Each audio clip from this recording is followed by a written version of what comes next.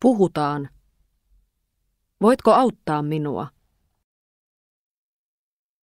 Hanna, minä kirjoitan Mikolle sähköpostia suomeksi. Voitko auttaa minua? Tietysti. En tiedä, mitä news on suomeksi. Se on uutiset. Okei. Entä miten sanotaan greetings from Helsinki? Terveisiä Helsingistä. Ai mitä? Voitko sanoa uudelleen? Terveisiä Helsingistä. Ahaa, okei. Kiitos avusta.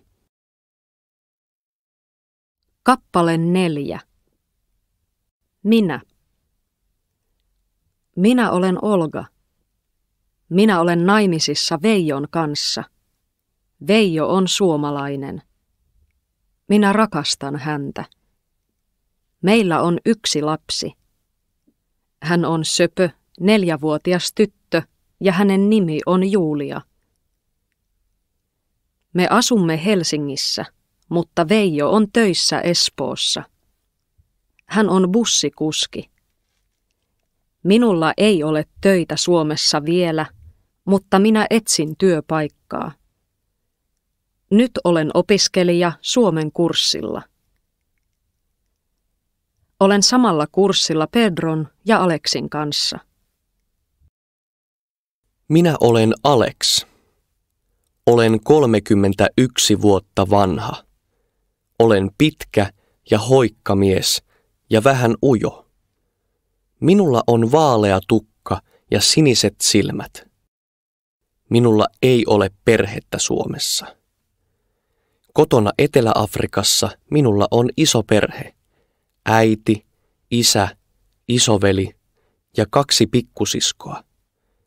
He asuvat Johannesburgissa. Minä olen nyt helsinkiläinen. Asun Itä-Helsingissä.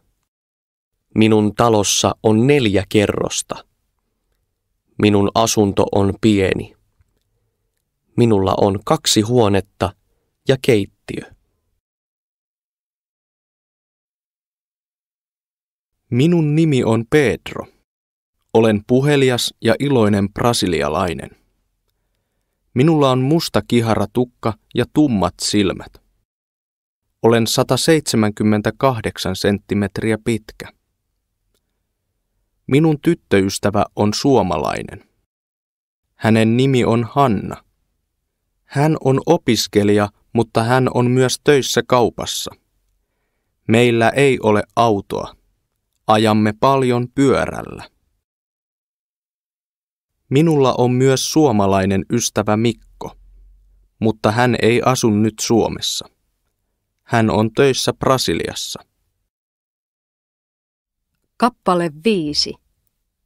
Meidän perhe. Minä olen Lauri Mäkelä. Olen suomalainen mies ja isä. Minulla on vaimo ja 2 lasta. Yleensä minä herään kello 7, kun herätyskello soi. Menen ensin suihkuun ja sitten keittiöön. Myös minun vaimo Tuula herää 7.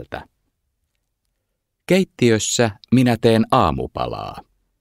Tuula lukee lehteä. Kun lapset heräävät, syömme aamupalaa. Lapset syövät tavallisesti muroja ja minä syön voileipää. Tuula ei syö aamulla. Hän juo vain kahvia. Lähden töihin kello 8:15. Olen töissä isossa rakennusfirmassa. Olen arkkitehti. Töissä kirjoitan ja piirrän paljon tietokoneella. Olen töissä 8 tuntia. Tuula on töissä vain puoli päivää. Hän on töissä pankissa. Aamulla hän kävelee päiväkotiin Emman kanssa. Kalle on koulussa. Hän ajaa kouluun pyörällä. Koulu loppuu kello 2, mutta Kalle ei mene heti kotiin. Hän pelaa ensin jalkapalloa ulkona. Illalla minä urheilen Kallen kanssa. Tänään uimme uimahallissa. Emma ja Tuula eivät tule uimahalliin. He menevät tavarataloon, koska Emma tarvitsee kengät. Hän valitsee liilat sandaalit.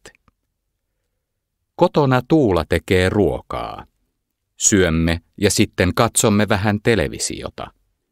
Minä olen väsynyt, mutta lapset eivät ole. He eivät halua mennä nukkumaan vielä. Tuula ja lapset lukevat kirjaa. 9 sanomme hyvää yötä ja lapset menevät nukkumaan. Puhutaan. Pedro ilmoittautuu kurssille. Pedro haluaa ilmoittautua Suomen kurssille. Hän menee kesäyliopiston toimistoon. Hei, Hei, haluaisin ilmoittautua suomen kielen kurssille tasolle 2. selvä. Seuraava Suomi 2-kurssi alkaa jo huomenna. Ai huomenna. Ei, se ei ole hyvä. No sitten on toinen kurssi syyskuussa. Joo, se on parempi. Onko kurssilla vielä tilaa?